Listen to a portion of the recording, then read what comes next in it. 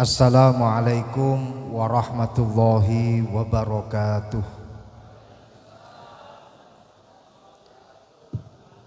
Saya ulangi sekali lagi, saya minta jawab salamnya yang semangat. Saya doakan yang jawab salamnya semangat, insya Allah semua hutang-hutangnya segera terbayar.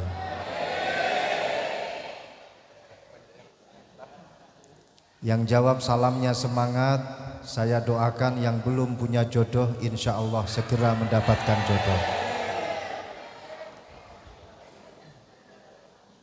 Yang sudah punya jodoh jawab salamnya semangat, saya doakan semoga jodohnya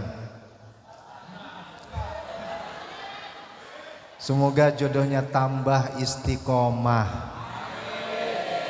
keluarganya tambah sakinah, mawaddah warahmah. Assalamualaikum warahmatullahi wabarakatuh.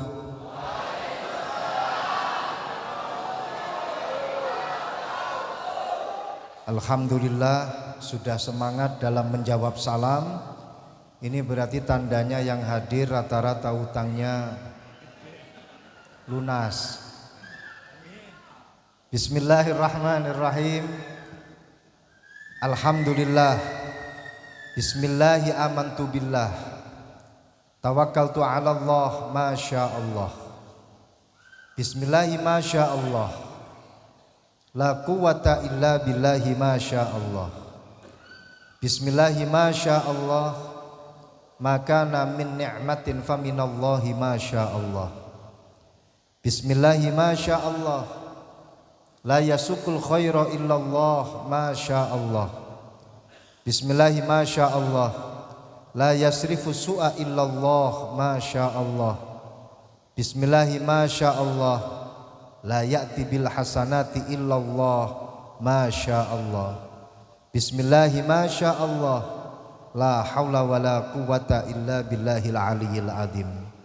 Sengaja saya awali dengan Bismillahi masya Allah karena semenjak saya hadir di Brunei Darussalam hingga sekarang saya lihat masyarakat Indonesia yang ada di Brunei Darussalam luar biasa, istimewa, amazing, masya Allah.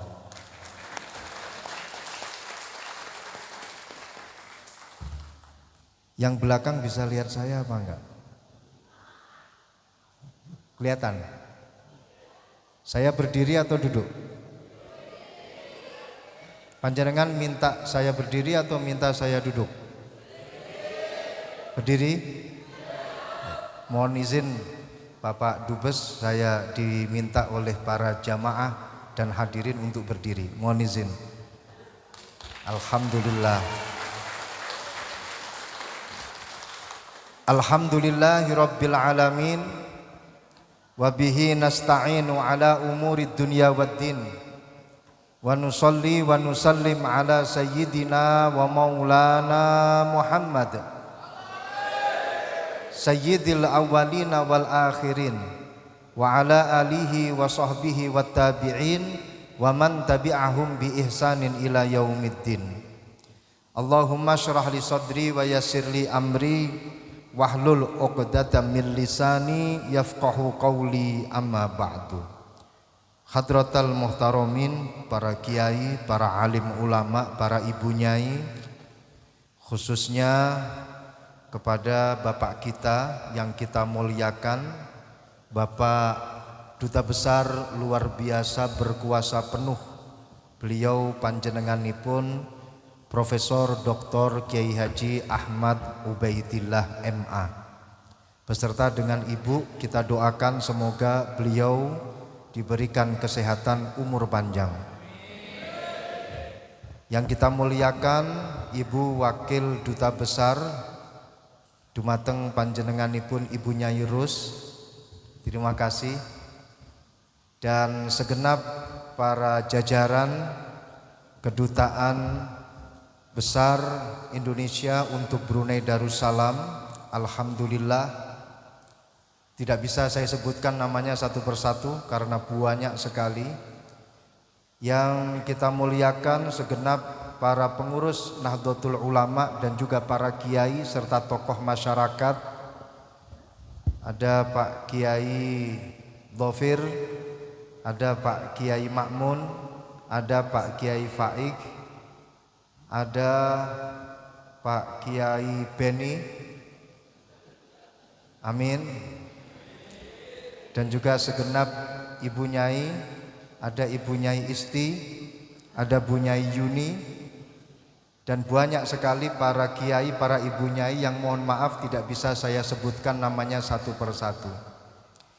Saya di sini tidak sendirian, saya bersama dengan istri saya, alhamdulillah pendampingan ketat,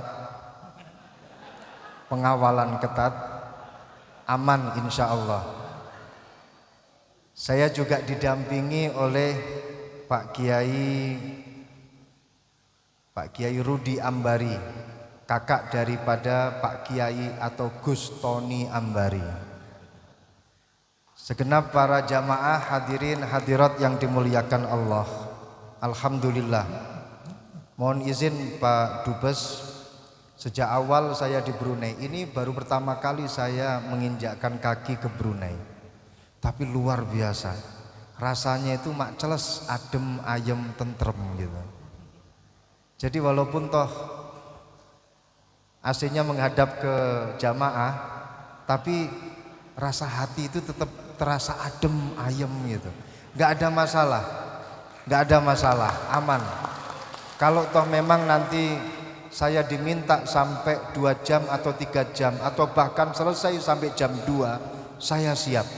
Insya Allah. Sampai jam 2 dilanjutkan oleh Pak Kiai Rudi, saya setengah jam mau pamit undur diri. Alhamdulillah ketemu dengan segenap para keluarga yang dari Indonesia. Saya diajak muter-muter, mulai di kedai-kedai yang saya lupa namanya, banyak sekali, sampai ke kampung air, katanya ada buaya di sana. Betul, betul Bu. Alhamdulillah saya tidak bertemu buaya yang ada di air.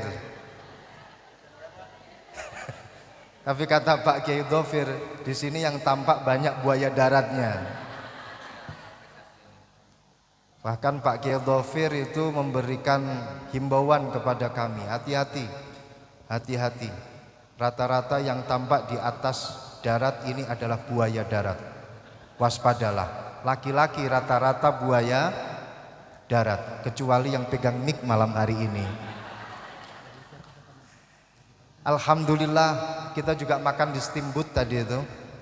Kemudian kita jalan-jalan muter-muter, sempat foto di Istana Negara, alhamdulillah.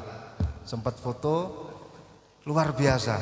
Saya merasakan adem, ayem, bertemu dengan keluarga dari Indonesia yang ada di Brunei.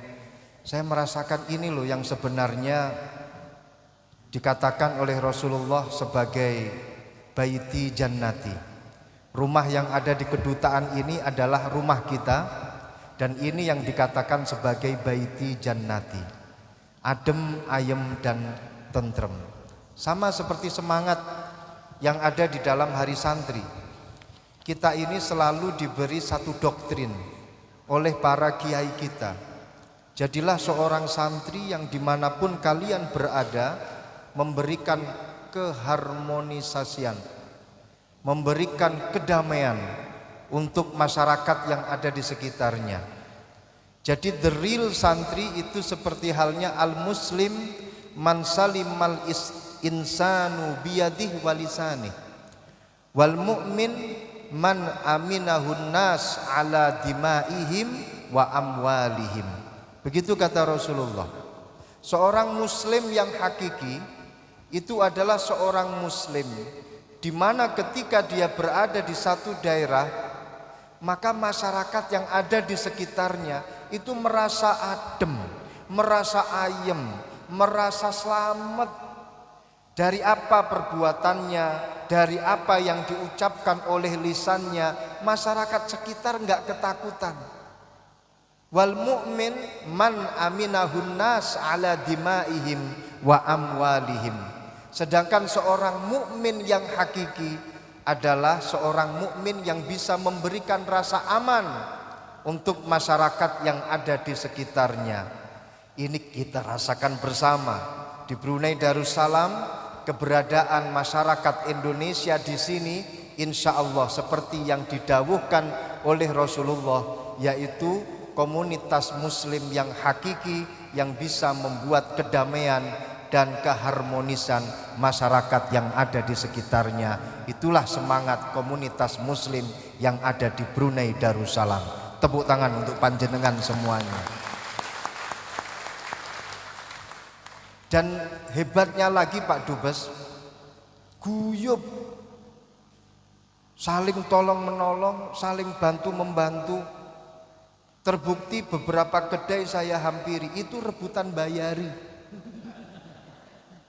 rebutan untuk menjadi yang bosnya siapa. Sudah biar saya saja, sudah biar saya saja. Padahal saya sudah ambil uang di kantong saya. Tapi luar biasa, Masya Allah, jazakumullah ahsanal jaza. Saling gotong royong, bantu membantu. Dan ini menjadi bukti, kalau ada satu masyarakat yang masyarakatnya itu bersatu, gotong royong, saling bantu membantu, kata Sayyidina Umar ibnul Khattab, ini indikasi. Idza aradallahu fi qaumin khairan fatahallahu lahum babal amal. Wa idza aradallahu fi qaumin syarran fatahallahu lahum babal jadal. Ini adalah satu indikasi yang dikatakan oleh Sayyidina Umar ibnul Khattab. Kata Sayyidina Umar, kalau Allah itu akan menghendaki satu komunitas hancur, ada indikasinya. Kalau Allah ingin menghendaki satu komunitas itu makmur, ada indikasinya. Pertama, kalau Allah ingin menghendaki masyarakatnya itu makmur, indikasinya adalah fatahallahu lahum babal amal. Allah akan membuka masyarakatnya kepada mereka pintu kreativitas, pintu pekerjaan, pintu aktivitas. Dan alhamdulillah di Brunei masyarakat Indonesia tidak ada yang nganggur. Semuanya punya aktivitas, semuanya punya kreativitas luar biasa. Maka ini menjadi satu indikasi masyarakat Indonesia yang ada di Brunei akan diberikan kemakmuran oleh Allah Subhanahu wa taala. Amin. Kebalikannya, nggak apa-apa, tepuk tangan lagi karena yang tepuk tangan hanya yang sebelah kanan saja. Silakan tepuk tangan bareng-bareng. Yang kedua, Allah kalau ingin menghendaki satu kaum itu berantakan, maka indikasinya adalah fatahallahu lahum babal jadal. Masyarakatnya saling poropadu, masyarakatnya saling berantem, masyarakatnya saling bertarung antara satu dan yang lainnya. Maka kalau kita temukan teman-teman kita, saudara kita sudah nggak akur lagi, segera diakurkan. Kenapa? Kalau itu dibiarkan, maka ini satu indikasi Allah akan menurunkan musibah untuk masyarakat tersebut. Na'udzubillah min dzalik. Alhamdulillah di Brunei Darussalam, sejak saya menginjakkan kaki di sini bertemu dengan keluarga dari Indonesia, dua-duanya sudah tercapai saya rasakan. Yang pertama adem ayem makmur saya rasakan. Yang kedua guyub rukun, tidak ada cekcok antara satu dan yang lainnya juga saya rasakan. Ini menjadi satu indikasi kebaikan akan turun untuk kita semuanya. Amin ya rabbal alamin. Tadi kita telah mendengarkan sambutan dan plus mauidhatul hasanah dari beliau panjenenganipun Romo Kiai Haji Ahmad Ubaidillah. Saya tadi udah pesen, Prof, nanti kalau sambutan sekalian mauidhatul hasanah. Dan ternyata betul, beliau memberikan mauidhah untuk kita semuanya. Saya di sini hanya melanjutkan saja. Partai tambahan. Yang inti tadi sudah disebutkan oleh bapak kita. Jadi betul hubungan antara hari santri dengan hari pahlawan betul sangat dekat sekali. Hari santri berasal dari resolusi jihad. Hari pahlawan berasal dari pergerakan dari resolusi jihad. Ada satu bocoran dari satu riwayat. Hari santri itu berawal dari satu resolusi yang menjadi istikharah dari para ulama. Fatwa muncul di dalam hari santri. Apa fatwa yang dikeluarkan oleh Mbah Kiai Hasyim Asy'ari? Fatwanya adalah jihad hukumnya adalah fardhu ain. Jihad hukumnya adalah wajib. Membela negara wajib. Membentengi kemerdekaan wajib. Mengusir penjajah dari negara kesatuan Republik Indonesia hukumnya wajib. Dari fatwa ini semua masyarakat menjadi tergerak hatinya dan mereka punya satu prinsip, ish kariman au mut syahidan. Pilihannya satu, hidup mulia atau mati syahid. Kalau hidup enggak mulia, lebih baik mati syahid. Kalau enggak mati syahid, yaitu harus hidup mulia. Cuman itu pilihannya. Maka dengan semangat ish kariman au mut syahidan, berangkatlah mereka untuk membentengi kemerdekaan, mengusir sekutu, mengusir penjajah dari negara kesatuan Republik Indonesia. Awalnya itu ada satu bocoran lagi Ibu Burus, yang namanya menyerang sekutu yang ada di Surabaya. Itu katanya mau dilangsungkan tanggal 7 November. Bung Tomo itu sowan kepada Mbah Kiai Hasyim Asy'ari. Mbah Yai, kita mau menyerang Surabaya tanggal 7 November. Kata Mbah Kiai Hasyim Asy'ari, ojo, jangan. Kita nunggu panglimanya belum datang. Kita nunggu Mbah Kiai Abbas dari Pondok Pesantren Buntet, Cirebon. Perjalanan begitu lama. Dari Cirebon Buntet menuju ke Surabaya. Tanggal 10 baru datang. 10 kemudian dimulailah itu yang namanya melawan penjajah, melawan sekutu, mengusir sekutu dari Indonesia. Ceritanya seperti itu. Katanya, saya juga nggak menangin pada waktu itu. Belum lahir. Dan yang luar biasa lagi, kalau panjenengan saksikan apa yang dibaca oleh Bung Tomo ketika menggerakkan bangsa Indonesia pada waktu itu. Bismillahi Allahu Akbar, Allahu Akbar, Allahu Akbar. Bung Tomo itu dari sipil. Bung Tomo seorang jurnalis. Bung Tomo punya ilmu bismillahi Allahu Akbar, Allahu Akbar, Allahu Akbar. Ini kalau bukan dari kiai enggak mungkin. Enggak mungkin. Ada bocoran Bung Tomo ketika akan memulai untuk menggerakkan semangat bangsa pada waktu itu bilang kepada para kiai, "Kiai, ini kalau mau memulai jihadnya itu baca apa? Kalau mau makan kan ada doanya. Kalau mau minum habis makan habis minum ada doanya.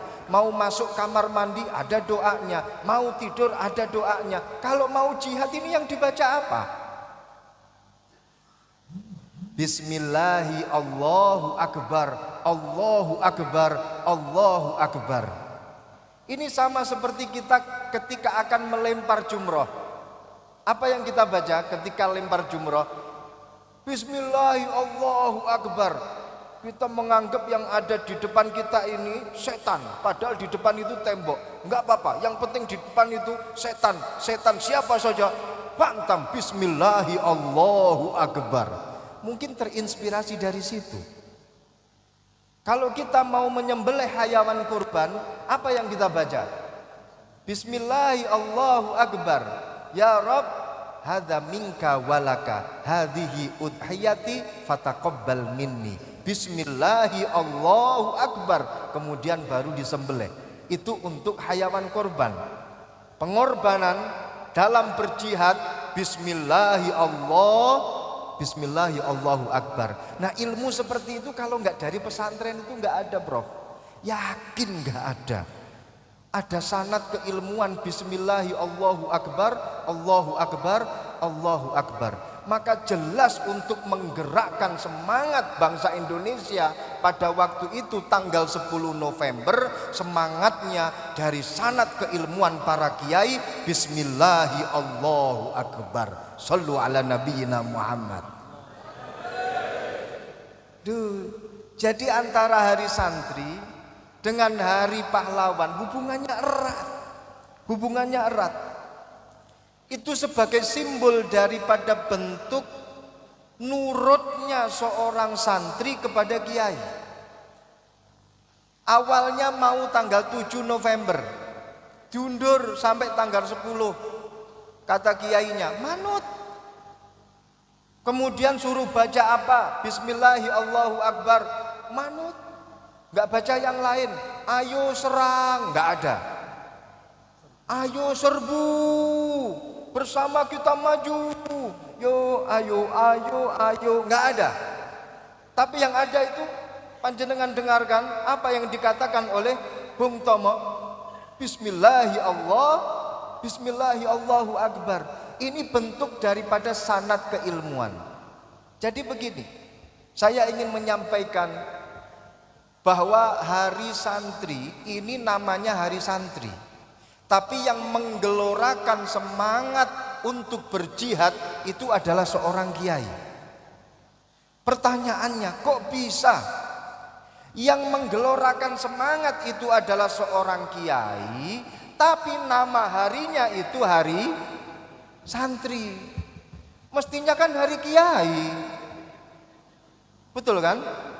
Tapi kenapa yang diangkat itu malah santrinya, bukan hari kiai? Namanya hari santri.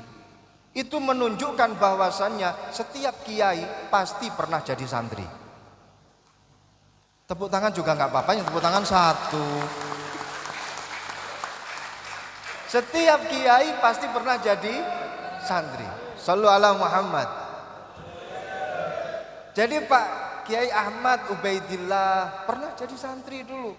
Pak Kiai Dhafir pernah jadi santri. Pak Kiai Rudi Ambari pernah jadi santri. Walaupun toh sekarang sebutannya kiai, setinggi apapun jabatan seorang kiai, dia pasti pernah menjadi seorang santri. Nah, kalau Mbah Kiai Hasyim Asy'ari yang menggelorakan semangat jihad, resolusi jihad tanggal 22 Oktober, setinggi apapun derajatnya, beliau adalah seorang santri. Santrinya siapa? Santrinya Mbah Kiai Khalil Bangkalan, dari Madura. Bede dari Madura. Bede. Alhamdulillah. Kemarin saya diundang makan oleh masyarakat Madura yang ada di Brunei. Komunitasnya namanya Asmar. Armas. Mohon maaf, salah peletakan R dan S. Armas. Kami diundang makan ke sana Pak Dubes, alhamdulillah. Juga hadir di belakang karena kemarin kita sudah janjian. Saya sudah datang loh ya. Besok pengajian sampean juga harus datang. Siap 86 laksanakan. Kami santri patuh kepada para kiai. Luar biasa. Jadi wujud daripada resolusi jihad, wujud daripada hari santri, ini adalah bukti nyata bahwa yang namanya sanad keilmuan antara kiai turun sampai santri, santri jadi kiai turun kepada santri-santrinya, ini tetap sambung menyambung menjadi satu. Itulah sanad keilmuan yang ada di pondok pesantren. Apa yang dilakukan oleh Mbah Kiai Hasyim Asy'ari ketika berfatwa resolusi jihad, itu ada sanad ilmunya. Apa yang dilakukan oleh Bung Tomo dalam menggerakkan semangat bangsa pada waktu itu ada sanad ilmunya.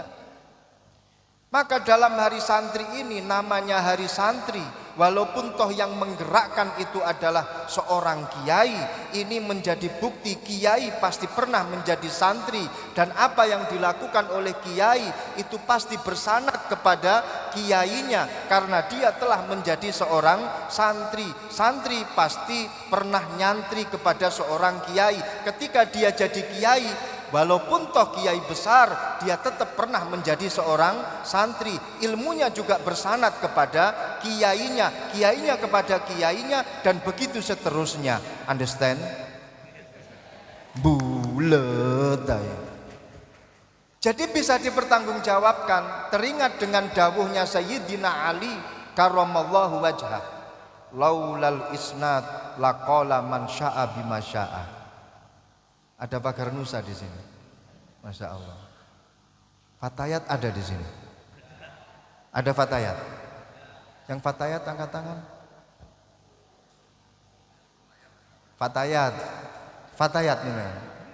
Muslimat, muslimat. Banyak kalau muslimat. Fatayatnya lebih dikit daripada muslimatnya. Ini tandanya yang senior lebih banyak daripada juniornya. Saya lanjutkan. Kata Sayyidina Ali karramallahu wajhah, al isnadu minad din, laulal isnad laqala man syaa bima syaa. Al isnadu minad din. Sanad keilmuan itu adalah bagian daripada agama. Kita belajar melalui seorang guru, guru dari guru-gurunya. Ini namanya adalah sanad keilmuan. Dan itu kata Sayyidina Ali adalah bagian daripada agama. Laulal isnad laqala man syaa bima syaa. Kalau tidak ada sanad keilmuan, maka orang akan ngomong, kalau kata orang Jawa, saenak udele dhewe. Kalau tidak ada sanad keilmuan, orang pasti akan bicara seenak hatinya, seenak pikirannya. Kenapa? Karena tidak ada responsibility of knowledge. Karena tidak ada tanggung jawab keilmuan, tidak ada tanggung jawab pengetahuan. Pokoknya apa yang ada di dalam otaknya dia sampaikan, walaupun toh itu tanpa dasar dari seorang guru. Ini bukan tradisi dari pondok pesantren. Ini bukan tradisi santri. Maka seorang santri ketika akan mengatakan sesuatu, seorang santri ketika akan melakukan sesuatu, harus ada dasarnya, harus ada sanad keilmuannya. Sama seperti Mbah Kiai Hasyim Asy'ari ketika memfatwakan resolusi jihad, ada sanadnya, ada silsilah keilmuannya, semua tersambung kepada guru-gurunya. Maka dari itu resolusi jihad yang kemudian masuk pada 10 November, semuanya itu ada sanad ilmunya, bersambung ilmunya sampai kepada guru-guru para kiai, dan begitu seterusnya sampai Rasulullah Sallallahu Alaihi Wasallam. Jadi jangan dianggap yang namanya hari santri ini enggak ada sanad ilmunya. Jangan dianggap substansi daripada hari santri, yakni resolusi jihad, itu tidak ada dasar ilmunya. Jangan sampai nanti ada perlawanan dari bangsa Indonesia kepada penjajah, kepada kolonial, mengusir sekutu pada waktu itu, yang kemudian jadi hari pahlawan. Ini enggak ada dasar sanad keilmuannya. Jangan. Ada 100% ada. Fatwanya dari Mbah Kiai Hasyim Asy'ari dan juga dari kiai-kiai yang lain. Istikharah para kiai. Gimana ini? Kita mau fatwa jihad. Gimana ini? Pikir lebih matang. Bagaimana? Kalau saya fatwakan, masyarakat pasti akan langsung mendengar. Kiai kan kalau sudah fatwa, waduh, goncang ini. Kiai halal, kiai fatwa halal, kiai fatwa haram. kiai bilang ini. Kalau santri-santrinya mendengar fatwa dari para kiainya, itu harga mati itu. Ini harus dipikir dalam ini. Fatwa resolusi jihad sekali terucap ini akan menjadi satu motor yang luar biasa. Makanya dimusyawarahkan dulu oleh para kiai. Kemudian istikharoi dulu oleh para kiai. Sama seperti para kiai-kiai kita zaman dahulu. Mbah Kiai Hasyim Asy'ari mengumpulkan para ulama untuk istikharah, untuk musyawarah. Sejak dulu itu Mbah Kiai Hasyim Asy'ari ketika mau ngapain saja itu pasti musyawarah, istikharah dengan para kiai-kiai yang lainnya. Ini bukti daripada kebersamaan dan persatuan para kiai. Alhamdulillahnya sanad daripada hari santri, hari pahlawan serta ilmu-ilmu yang kita dapatkan insya Allah jelas. Bermula dari Mbah Kiai Hasyim Asy'ari. Mbah Kiai Hasyim Asy'ari itu adalah murid daripada Syekhona Khalil Bangkalan. Mbah Kiai Hasyim Asy'ari itu adalah teman besti dengan Mbah Kiai Ahmad Dahlan. Kiai Hasyim Asy'ari itu lahir pada tahun 1871. Mbah Kiai Ahmad Dahlan, pendiri daripada Muhammadiyah, itu lahir pada tahun 1868. Jadi lebih tua sedikit 3-4 tahunan. Makanya Mbah Kiai Hasyim Asy'ari kalau manggil Mbah Kiai Ahmad Dahlan itu siapa? Mas Ahmad Dahlan. Demikian juga pendiri Pondok Pesantren Lirboyo, Kiai Haji Abdul Karim, itu juga satu alma mater dengan Mbah Kiai Hasyim Asy'ari. Semuanya mondok di Syekhona Khalil Bangkalan. Dan Mbah Kiai Hasyim Asy'ari beserta Mbah Kiai Ahmad Dahlan setelah dari Mbah Kiai Khalil Bangkalan, beliau kemudian pindah ke Mbah Kiai Soleh Darat. Kiai Soleh Darat ada di Semarang.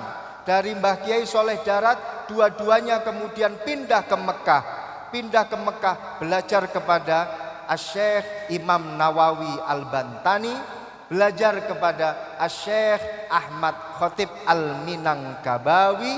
Beliau satu kelas Mbah Kiai Ahmad Dahlan dengan Mbah Hasyim Asy'ari. Selain belajar kepada Mbah Syekhona Khalil Bangkalan, belajar kepada Syekh Nawawi Al-Bantani. Dan kita tahu Syekh Nawawi Al-Bantani itu adalah murid daripada Asy-Syaikh Ahmad Zaini Dahlan, pengarang daripada Syarah Dahlan lil Alfiyah Ibnu Malik. Syekh Ahmad Zaini Dahlan adalah murid daripada Asy-Syaikh Ahmad Ad-Dasuki, pengarang daripada kitab Ad-Dasuki adalah ilmu tentang teologi Islam. Syekh Ahmad Ad-Dasuki adalah murid daripada Asy-Syaikh Ibrahim Al-Bajuri. Syekh Ibrahim Al-Bajuri ini pengarang daripada kitab Al-Bajuri, 2 jilid hasiah daripada Fathul Qarib. Asy-Syaikh Ibrahim Al-Bajuri murid daripada Asy-Syaikh Abdullah As-Sanusi, pengarang Nadham Sanusiyah.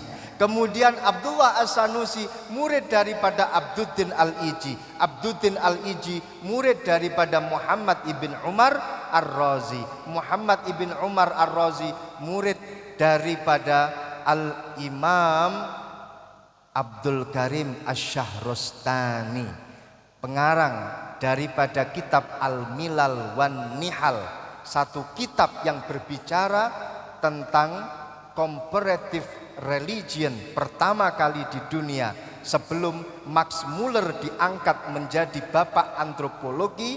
Max Muller diangkat menjadi bapak comparative religion. Jauh sebelumnya ada Al-Imam Abdul Karim Asy-Syahrastani, pengarang daripada kitab Al-Milal wan Nihal, yaitu kitab yang berbicara tentang bagaimana agama-agama yang ada di dunia, bagaimana suku-suku bangsa yang ada di dunia. The first book of comparative religion. Dari santri namanya Abdul Karim Asy-Syahrastani. Beliau adalah murid. Beliau adalah murid daripada Hujjatul Islam Abi Hamid Muhammad ibn Muhammad Al-Ghazali, muridnya Imam Ghazali. Imam Ghazali itu adalah orang yang pertama kali mampu mengawinkan antara filsafat Yunani dengan filsafat Islam. Orang yang pertama kali mampu mengawinkan dua ilmu barat dan ilmu Islam adalah Al-Imam Hujjatul Islam Abi Hamid Muhammad ibn Muhammad Al-Ghazali.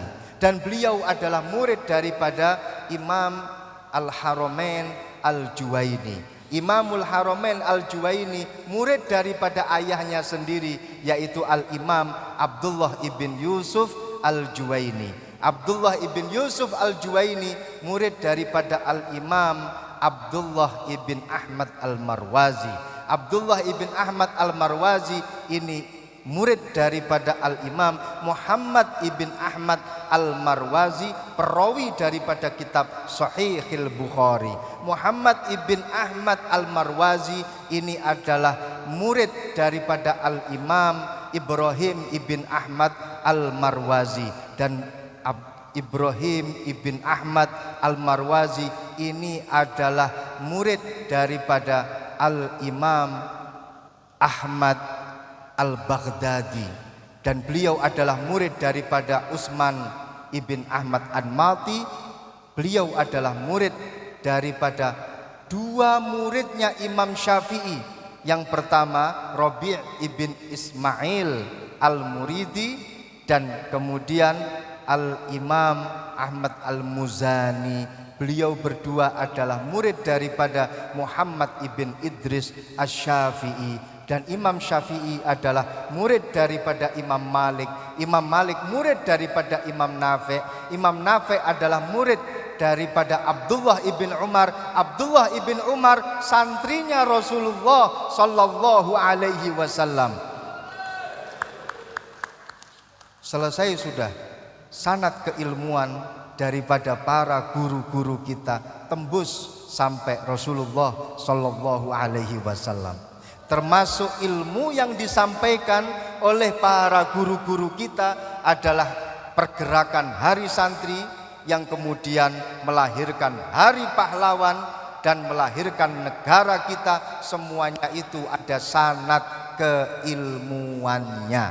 Alhamdulillah. Jadi ini penting. Seorang santri itu harus bergerak melalui sanad. Enggak boleh. Satu kaidah tasawuf itu malah ada yang mengatakan man ta'allama syai'an biduni syaikhin fa syaikhuhu syaitan. Ada satu kaidah mengatakan seperti itu. Kalau ada orang yang mempelajari sesuatu tanpa didasari oleh seorang sanad ilmu dari seorang guru, dia mempelajari sesuatu tanpa didampingi oleh seorang guru, ada yang mengatakan fasyaikhuhu syaiton, maka gurunya adalah syaiton.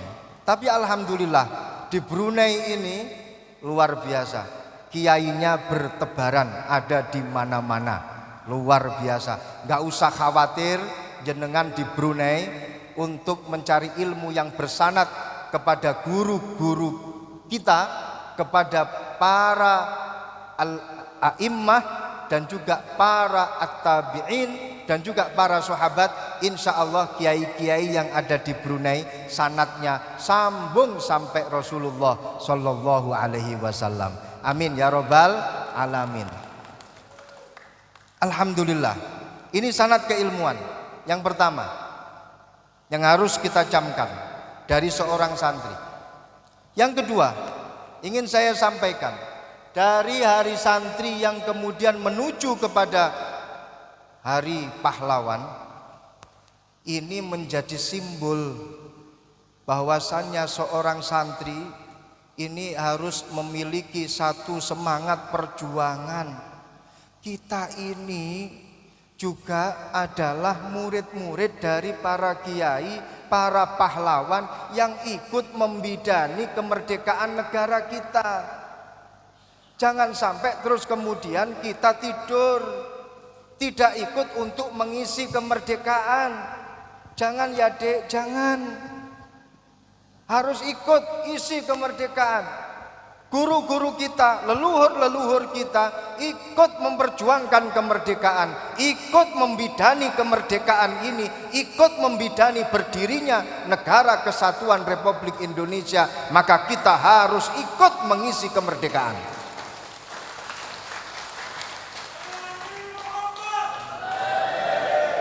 Tapi jangan tepuk tangan toh. Harus betul-betul ikut. Diisi.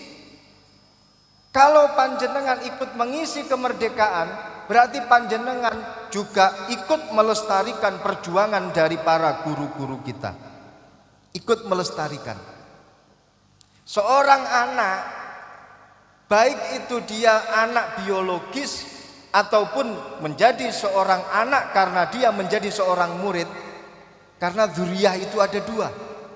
Ada yang namanya dzurriyah bin nasab, ada yang namanya dzurriyah bis sabab. Dzurriyah bin nasab itu artinya hubungan keluarga karena ada hubungan antara anak sama orang tua, antara cucu sama kakek dan nenek, orang tua sama anak, kakek kepada cucu-cucunya. Ini namanya adalah dzurriyah bin nasab, atau hubungan keluarga karena nasab. Yang kedua, ada yang namanya dzurriyah bis sabab, yaitu dzurriyah karena ada hubungan sebab antara dia dengan gurunya, sebab sanad keilmuan.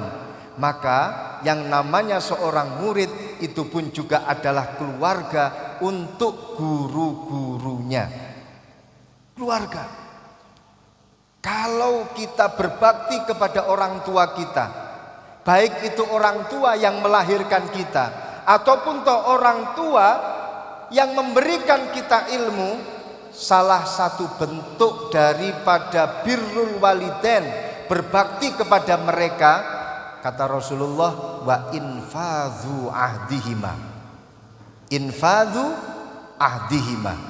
Jadi ada 4 atau 5 tentang birrul walidain, berbakti kepada orang tua. Ketika orang tua itu sampun kapundhut alias sudah tidak ada. Rasulullah pernah ditanya oleh seorang sahabat, "Ya Rasulullah, hal baqiya alayya syai'un abirrul walidain ba'da wafatihima?"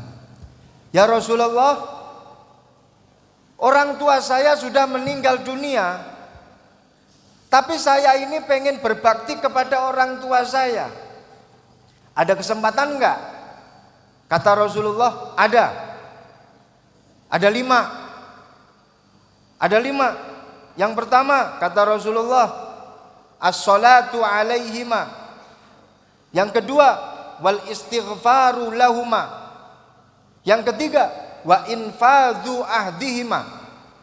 Yang keempat, wasilatur rahim allati la tusalu illa bihima. Yang kelima, wa ikramu sadiqihima. Saya akan menggarisbawahi yang ketiga saja, yaitu infadhu ahdihima. Melanjutkan perjuangan orang tua adalah bentuk daripada birrul walidain, bakti kita kepada orang tua. Yang pertama as-salatu alaihima, yang kedua al-istighfaru lahuma, yang keempat silaturrahim allati la tusallu illa bihima, sedangkan yang kelima itu adalah wa ikramu sadiqihima. Yang keempat ini nanti saya jelaskan kalau saya diundang kembali oleh panjenengan. Saya hanya akan menjelaskan yang ketiga saja, yaitu infadhu ahdihima. Apa itu infadhu ahdihima? Melanjutkan perjuangan.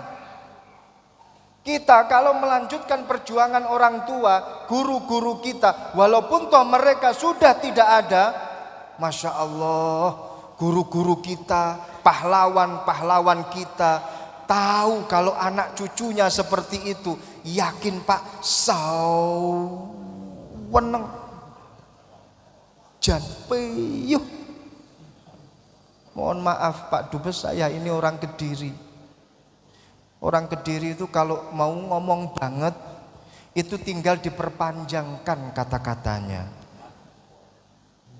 Jadi nggak usah ada kata-kata banget, tinggal dipanjangkan, bisa pakai panjang mat tobi'i atau mat lazim. Kalau pengen ngomong cilik banget jadinya cawili. Kalau pengen ngomong gede banget jadinya, kalau pengen ngomong suwi banget jadinya ngono yo manut iki sampean dikongkon mecucu.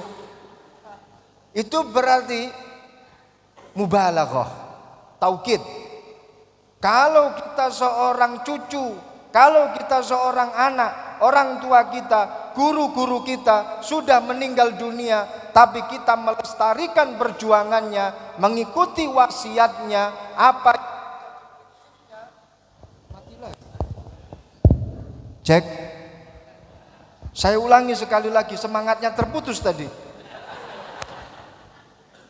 Eman semangatnya terputus di tengah-tengah itu nggak enak rasanya itu. Jadi kalau kita seorang anak, kita seorang cucu, kemudian kita meneruskan perjuangan orang tua kita meneruskan daripada prinsip-prinsipnya, mengikuti wasiatnya, maka kita telah melakukan birrul walidain, berbakti kepada orang tua kita, kepada guru-guru kita, dan mereka pasti sawen neng pol. Ini kunci kesuksesan seseorang. Kita masih percaya bahwa membuat bahagia para leluhur itu adalah kunci kesuksesan daripada generasi seterusnya. Maksudnya begini, ketika kita melestarikan tradisi para leluhur, maka itu menjadi kunci kesuksesan generasi penerus ketika mengikuti prinsip daripada para leluhurnya. Alhamdulillah, di pondok pesantren, alhamdulillah, para santri masih tetap mengikuti tradisi para leluhur. Kita ini kalau pengen sukses, jangan lupa prinsip leluhur harus kita pegang. Pegang erat-erat. Iya, pegang erat-erat. Ini kunci kesuksesan.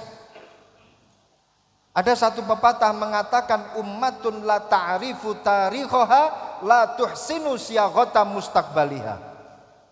Kalau ada satu umat yang tidak tahu tentang sejarah masa lalunya, la ta'rifu la tuhsinu siyaghata mustaqbaliha, maka dia tidak akan mampu merangkai masa depannya dengan indah. Santri ketika tetap berpegangan dengan tradisi para leluhur, al-muhafadzah 'alal qadimis salih wal akhdhu bil jadidil aslah, yakin mampu merangkai masa depannya dengan indah. Jangan menjadi generasi yang lupa dengan sejarah para pendahulu kita. Jangan menjadi generasi yang lupa dengan sejarah para pahlawan. Maka niscaya dia akan menjadi generasi yang mudah tumbang. Apa kata Marcus Garvey? A people without knowledge of their past history, origin and culture is like a tree without root. Ini kalau kita maknani pakai makna ala pondok pesantren, a people utawi menungso without knowledge, kelawan tanpa pengetahuan, of their past history, ing sejarah masa lalune, and culture lan budayane, origin lan asal usule, and culture lan budayane, iku is like a tree. Jadi khobar, mubtada'nya a people, alfiyahnya mubtada'un zaidun wa adirun khobar, in kulta zaidun adirun mani'tadar, iku is like a tree, koyok wit-witan, without roots, kelawan tanpa oyot. Ini kalau bukan santri tidak bisa memaknai bahasa Inggris pakai makna gandul. Tepuk tangan untuk para santri. Ini kira-kira yang tepuk tangan tahu maksudnya apa enggak ini? Ruwet ini. A people without knowledge of their past history, origin and culture. Ada satu komunitas masyarakat, a people, ada satu golongan manusia. Dia tidak ada rasa tahu, dia tidak ada pengetahuan of their past history, sejarah masa lalunya. Dia nggak tahu originnya, asal usulnya, and culture, tradisi, budayanya, dia tidak tahu. Maka ibarat kata dia seperti apa? Tanaman yang tidak ada akarnya, without root. Tidak ada oyote lek gak ngerti akar sampean. Tidak ada akarnya. Maka walaupun toh itu tanaman berdiri kokoh, gede, wite gede, godhonge akeh, besar, daunnya lebat, tapi kalau tidak ada akar yang menancap pada dasar tanah, kena angin topan angin lesus, dus, pasti akan runtuh, pasti akan roboh. Betul? Sama ketika tidak berpegangan dengan wa infadhu ahdihima, ketika kita generasi penerus kemudian tidak mengikuti prinsip para leluhur, kita tidak berpegangan dengan dawuhnya para guru. Gak bahaya tak? Bahaya. Aliran ini sudah masuk ke keluarga kita. Aliran apa saja, mulai aliran sesat sampai aliran sesaat, itu dua-duanya sudah masuk ke dalam diri kita. Apa saja yang membuat kita ini ragu dengan Pancasila? Apa saja yang membuat kita ini ragu bahkan dengan guru-guru kita? Apa saja aliran yang membuat kita ini ragu dengan Undang-Undang Dasar 45? Ini aliran sudah pada masuk ke dalam keluarga kita, kanan kiri kita. Nah, kalau kita tidak menguatkan diri kita dengan sejarah para pahlawan, sejarah para guru-guru kita, pejuang-pejuang kita, maka kita pun nanti bisa tumbang. Kita bisa tumbang. Na'udzubillah min dzalik. Alhamdulillah, kegiatan semacam ini insya Allah akan memperkuat kita. Kuat muncaan orang Madura neka pakun tak beubah, istiqomah, bi napa, bi tradisina para guru, norok buntek bi debu-debunya para guru, pakun tak beubah, tangki. Ini yang tepuk tangan pasti nggak bisa bahasa Madura ini. Tuh, kalau sudah semacam ini, insya Allah santri-santri yang ada di Brunei Darussalam insya Allah akan tetap berpegangan teguh dengan akidah Ahlus Sunnah wal Jamaah, prinsip para guru-guru kita, dan ini menjadi bukti insya Allah masa depan bangsa Indonesia pasti tetap akan terjaga. Amin ya Rabbal Alamin. Maka dari itu Pak Kiai Dubes yang saya hormati, kula saweneng, senang sekali dengan kegiatan-kegiatan semacam ini, menumbuhkan rasa semangat. Kalau bisa kegiatan semacam ini, saya setuju setiap bulan sekali aja nggak apa-apa. Ya Allah, shallu ala Muhammad. Alhamdulillah, pondok-pondok pesantren, santri-santri yang ada di Indonesia tetap istiqomah mengaji. Saya pun juga mendapatkan beberapa informasi, Pak Dubes, ternyata di Brunei ini saya juga bertemu dengan para wali-wali santri. Wali-wali santri. Anak-anaknya ada yang dipondokkan di pondok pesantren Lirboyo. Alhamdulillah. Ada yang putranya dipondokkan di Jombang. Ada putranya yang dipondokkan di mana? Probolinggo.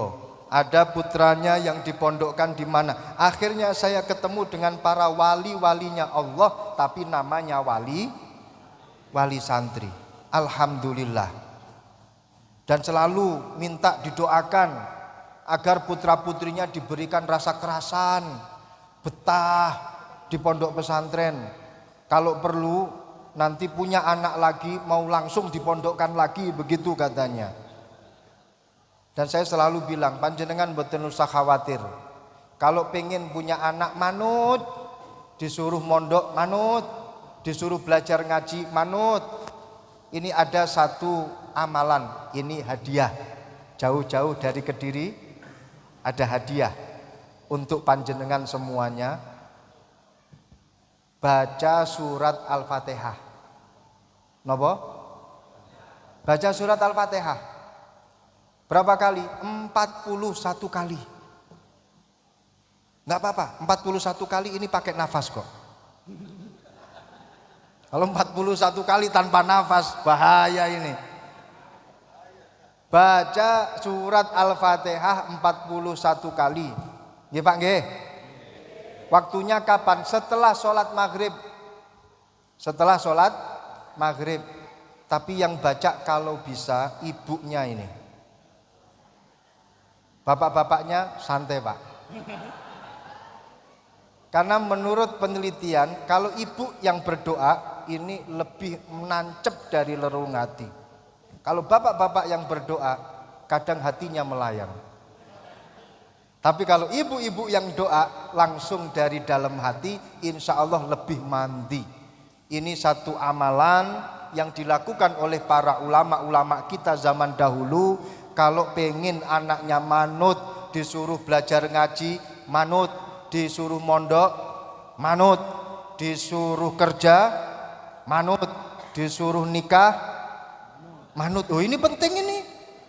Penting disuruh nikah sama siapa, manut, dijodohin sama siapa, manut. Pokoknya manut. Bagaimana caranya? Baca surat Al-Fatihah 41 kali. Lebih utama yang membaca adalah ibunya. Dibacanya kapan? Setelah sholat maghrib. Ada yang tanya, loh Gus anak saya 5, apakah nanti 41 kali 5? Enggak, cukup. Jadi walaupun toh anak sampai 5 atau sampai 7, cukup bacanya 41 kali. Dibacanya kapan? Setelah sholat maghrib.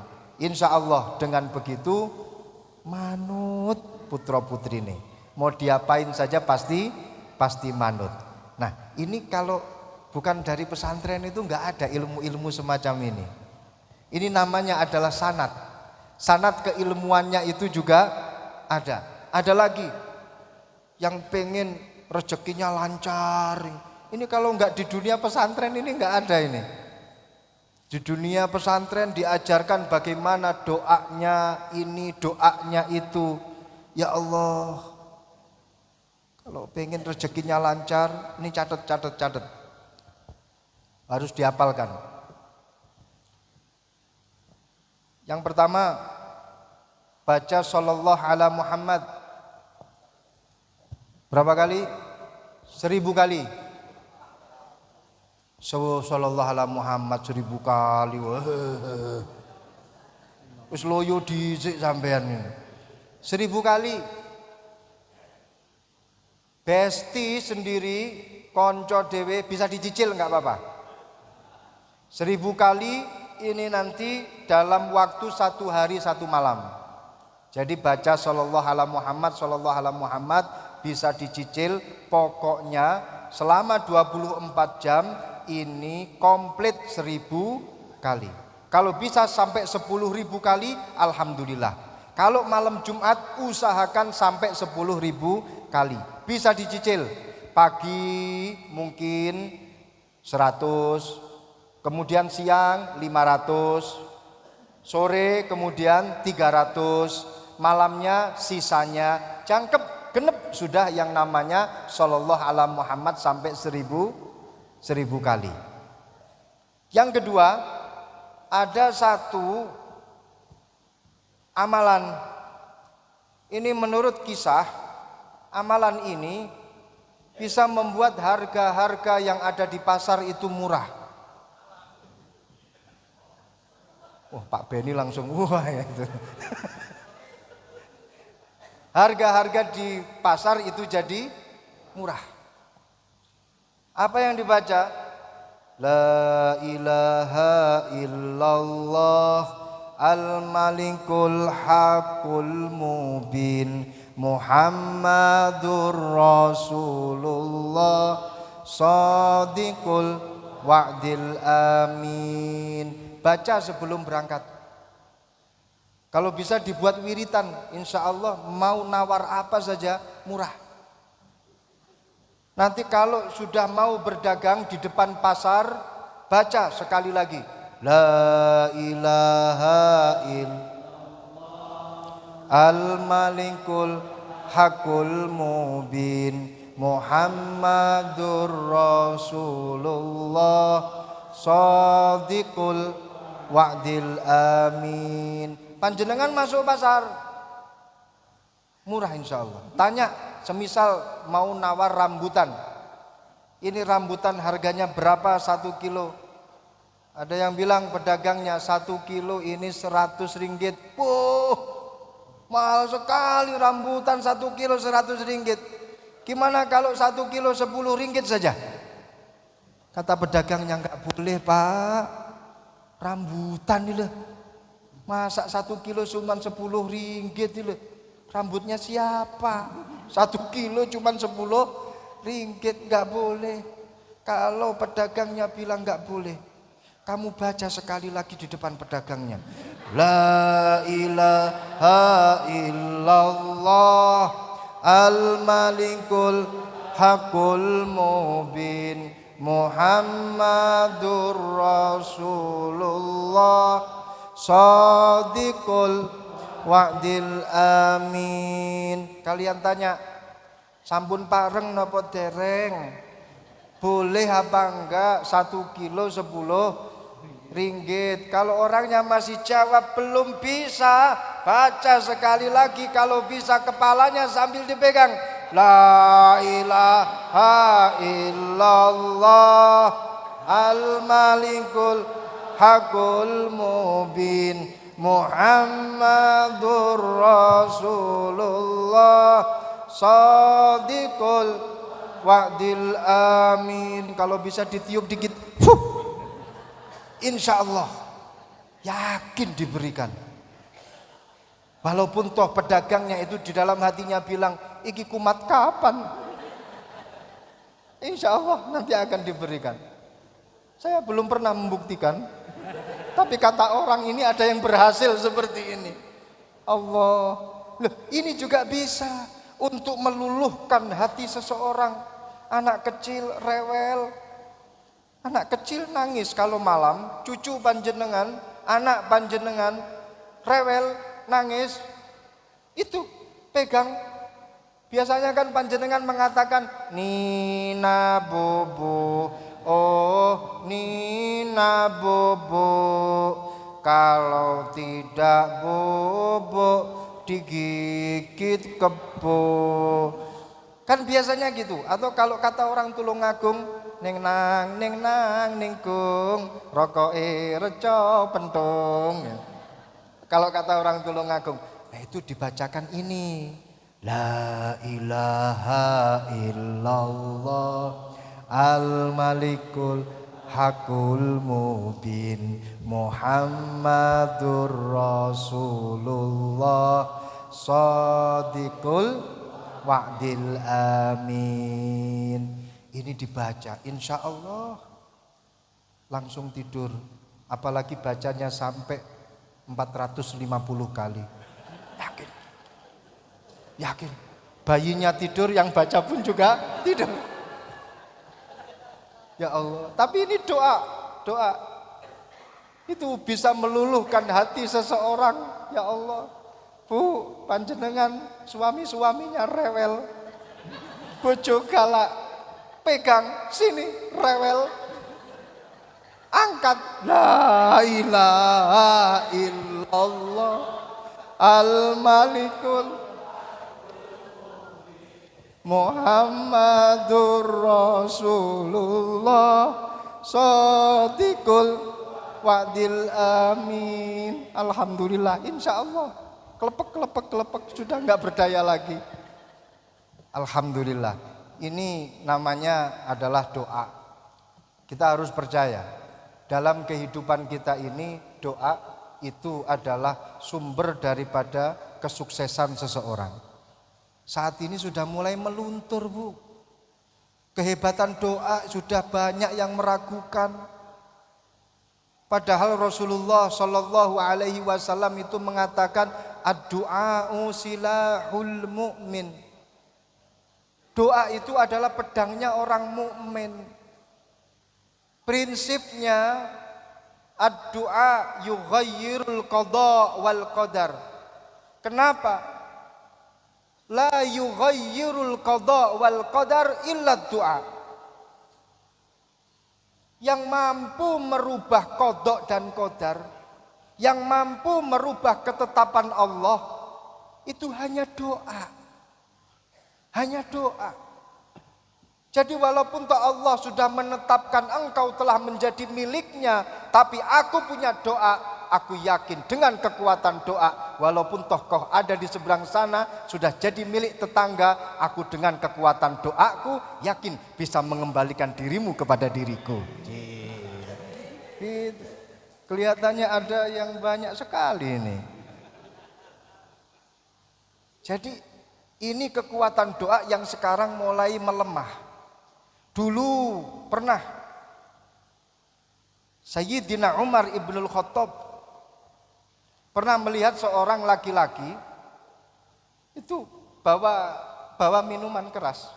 Mohon maaf, minuman keras itu dilirik sama Sayyidina Umar. Wah, itu laki-laki bawa minuman keras. Takut. Orang yang bawa minuman keras langsung menyembunyikan botolnya di dalam jubahnya. Ini kemudian sama Sayyidina Umar ibnul Khattab ditanya, apa yang ada di balik jubahmu? Kata orang ini yang bawa botol minuman keras, saking takutnya dia di dalam hati itu berdoa, ya Allah, ketahuan Sayyidina Umar, aku bertobat, habis aku ya Allah. Dipukul ini nanti sama singa padang pasir. Semenjak ini saya sudah nggak mau minum lagi, tutupen botolmu, guaan minumanmu, wes tutupen botolmu, tobat ya Allah. Ketahuan sama Sayyidina Umar ya Allah. Ditanya sama Sayyidina Umar, apa yang ada di balik jubahmu? Oh, ini orangnya menjawab sambil ketakutan, cuka. Cuka. Apa cuka kata orang Brunei? Sama kan? Cuka. Kata Sayyidina Umar, jangan bohong. Mboten, ini cuka. Ya Allah, saya tobat ya Allah. Ampuni tobat, ampuni dosaku, terima tobatku ya Rabb. Botol minuman keras diambil oleh Sayyidina Umar dan kemudian dihirup aromanya oleh Sayyidina Umar. Ternyata betul berubah jadi cuka. Dan kemudian diminum dikit oleh Sayyidina Umar. Ternyata juga betul berubah jadi cuka. Ini berarti membuktikan bahwasannya kekuatan doa yang luar biasa mampu merubah semuanya. Walaupun toh hanya hitungan detik, dengan kekuasaannya Allah, Allah merubah semuanya. Maka jangan khawatir apapun yang terjadi. Jangan khawatir. Jangan khawatir. Masalah apa saja tetap kita berdoa kepada Allah. Orang kalau terus berdoa, walaupun toh yang diinginkan itu belum hasil, kata para ulama as-sufiyun, ini orang lahu husnudzon billah. Lianna min alamati husnidzon billah istimrarud doa wa illam taji'il ijabah. Termasuk daripada husnudzon kepada Allah, termasuk sifat husnudzon kepada Allah. Husnudzon itu ada dua. Ada husnudzon bi ibadillah, ada husnudzon billah. Husnudzon bi ibadillah atau berbaik sangka kepada sesama manusia, ini faidahnya besar. Kata Imam Syafi'i, man ahabba ayyaqdiyallahu bihi khairan falyuhsinidzanna 'alal abdi. Dicatat, mungkin ini nanti keluar dalam ujian seleksi CPNS Kedutaan Indonesia untuk Brunei Darussalam. Kata Al-Imam Asy-Syafi'i, man ahabba ayyaqdiyallahu bihi khairan falyuhsinidzanna 'alal abdi. Barang siapa yang ingin mendapatkan kebaikan dari Allah, keluarganya baik-baik saja, rezekinya baik-baik saja, gajinya baik-baik saja, majikannya baik-baik saja. Kata Al-Imam Asy-Syafi'i, falyuhsinidzanna 'alal abdi. Maka selalulah berbaik sangka kepada orang lain. Dengan demikian Allah pasti akan memberikan kebaikan untuk hidupmu. Itu kalau husnudzon bi ibadillah. Yang kedua, husnudzon billah. Ini penting. Lawang sama ibadullah, hamba-hambanya Allah aja kita wajib husnudzon. Apalagi kalau sama Allah, wajib ongkuwen nekare. Yang namanya husnudzon kepada Allah ini wajib. Kalau orang nggak mau husnudzon kepada Allah, gak bahaya ta? Keimanannya tergoncang. Na'udzubillah min dzalik. Jadi husnudzon kepada Allah. Jangan sampai hati kita itu mengatakan, Allah sudah nggak perlu sama aku. Allah sudah nggak bestie sama aku. Aku doa berkali-kali nggak diijabahi. Jangan ya dek, jangan. Tak nggak boleh seperti ini. Karena yang namanya istimrarud doa wa illam taji'il ijabah itu adalah min alamati husnidzan billah. Ketika ada hambanya Allah selalu mengangkat tangan minta kepada Allah, walaupun toh ijabah dari Allah ini belum turun-turun, walaupun toh doa-doanya itu sudah tersampaikan tapi belum diijabah oleh Allah, tapi panjenengan senantiasa berdoa kepada Allah, maka itu namanya panjenengan punya sifat husnudzon billah. Maka dengan demikian insya Allah Allah akan memberikan kebaikan untuk kita. Senantiasa berdoa kita akan mendapatkan sifat husnudzon billah. Senantiasa berdoa insya Allah kita akan selalu mendapatkan kebaikan dari Allah subhanahu wa ta'ala. Amin amin ya rabbal alamin. Alhamdulillah,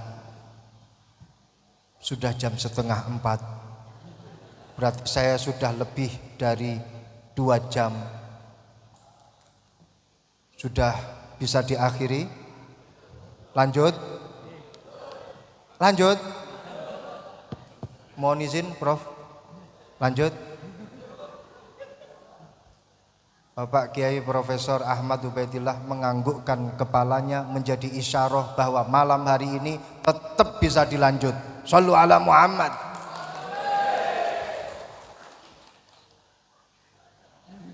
Sampean kok seneng? Beliau tadi Kiai Ahmad Ubaidillah menyampaikan santri harus bisa jadi apa saja. Betul, saya sepakat. Enggak semua santri yang ada di pondok pesantren harus jadi kiai. Kalau semuanya jadi kiai, kompetisinya repot. Tapi bukan itu maksudnya. Tapi yang namanya mondok di pondok pesantren, ilmu yang didapatkan ini tidak semuanya mengantarkan para santri untuk menjadi seorang kiai. Tapi yang paling penting adalah bagaimana dia bisa bermanfaat untuk masyarakat yang ada di sekitarnya. Understand? Good. Ya Allah, santri harus bisa menjadi apa saja yang diinginkan oleh masyarakat. Santri siap untuk berkhidmah kepada masyarakat, siap untuk mengayomi masyarakat, dan siap untuk berprofesi apa saja, tetap dengan akhlak kepesantrenan harus dikedepankan. Maka mau jadi apa saja, satu kaidahnya, kun santrian haitsuma kunta. Jadilah seorang santri kapanpun dan dimanapun kalian berada. Loh, ini yang namanya profesionalitas para santri, para pencari ilmu. Ini menjadi satu hal yang sangat penting untuk mengisi kemerdekaan. Masya Allah, Nabi Yakub punya anak yang kemudian salah satu dari putra mereka itu diceburkan oleh putra-putranya yang lain, namanya Nabi Yusuf, dicemplungkan ke dalam sumur. Cemplungkan, bahasa Indonesia apanya? Dijeburin, dijeburkan ke dalam sumur Nabi Yusuf. Kemudian Nabi Yusuf, singkat kata, singkat cerita, beliau dibawa ke kerajaan Mesir. Nabi Yakub alaihi salam pada waktu itu daerahnya sedang dilanda paceklik. Sedangkan Nabi Yusuf anaknya itu sudah menjadi raja, yang diraja yang ada di kerajaan Mesir. Nabi Yakub pada waktu itu dalam keadaan buta, menangis karena putra kesayangannya itu hilang entah pergi kemana. Padahal dijeburkan oleh saudara-saudaranya, terus diangkat, ditemu, jadi budak dan kemudian jadi raja. Singkat cerita seperti itu. Nabi Yakub pernah bilang kepada putra-putranya, hei putra-putraku, kalian kan santri semuanya. Putra-putraku, kamu mintalah tolong ke kerajaan. Kamu masuk ke kerajaan. Tapi saya pesan kepada anak-anaknya ini, ada yang namanya Benjamin, ada yang namanya Lewi, dan lain sebagainya. Saya pesan kepada kalian, wahai anak-anakku. Tertulis di dalam Al-Quran, la tadkhulu ya baniya, la tadkhulu min babi wahid wadkhulu min abwabin mutafarriqah. Kamu kalau masuk ke dalam kerajaan, jangan dari satu pintu. Ini kamu anak-anak saya, kata Nabi Yakub, wahai para santri, kamu kalau masuk ke kerajaan lewatlah dari berbagai macam pintu. Jangan dari satu pintu. Kalau kita maknai secara tafsir siasi atau tafsir ilmu politik dan tafsir kekuasaan, yang namanya kerajaan itu adalah simbol daripada kekuatan. Decision maker itu adalah kerajaan. Yang namanya kerajaan itu adalah simbol daripada kekuatan dan kekuasaan. Apa kata Nabi Yakub? La tadkhulu min abwa, la tadkhulu min babi wahid. Kamu jangan masuk melalui hanya satu pintu. Santri, halo. Santri, halo. Santri harus siap untuk masuk ke dalam kerajaan melalui pintu mana saja. Ingin kuat, pengen kuat napa mboten? Pengen punya kekuatan? Pengen punya kekuatan? Pengen punya kekuatan? Harus masuk dari berbagai macam pintu. Kerajaan simbol daripada kekuatan. Santri ingin mengisi kemerdekaan, santri ingin punya kekuatan, maka harus masuk melalui banyak pintu. Ada yang jadi politisi, santri jadi politisi, siap. Ada yang jadi menteri, siap. Ada yang punya kargo, importir, ekspor dan impor, siap. Ada yang punya steamboat dan grill, siap. Ada yang punya kedai, Siap. Ada yang punya? Sayur. Siap. Ada yang pokoknya ada aja deh. Siap. Mau ngapa-ngapain, profesinya apa saja, siap mulai. Jadi dari apa adanya sampai jadi dubes, siap seorang santri harus siap untuk menjadi apa-apa, siap untuk mengayomi masyarakat, siap untuk meladeni masyarakat. Siapa kita? Siapa kita? Siapa kita? NKRI, Pancasila. Alhamdulillah, selesai sudah. Terima kasih atas persatuan dan kesatuan kita. Ingat, al-ukhuwah sababul quwwah. Persatuan dan kesatuan adalah sebab daripada kekuatan. Dengan persatuan kita insya Allah kuat. Ada satu pepatah, bersatu kita teguh, bercerai kita. Oh, jangan gitu. Ada yang jawab kawin lagi. Enggak, bukan itu pepatahnya. Kita ulangi sekali lagi. Bersatu kita teguh, bercerai kita runtuh. Demikian yang bisa saya sampaikan. Wal afu minkum. Wassalamualaikum warahmatullahi wabarakatuh. Waalaikumsalam warahmatullahi wabarakatuh.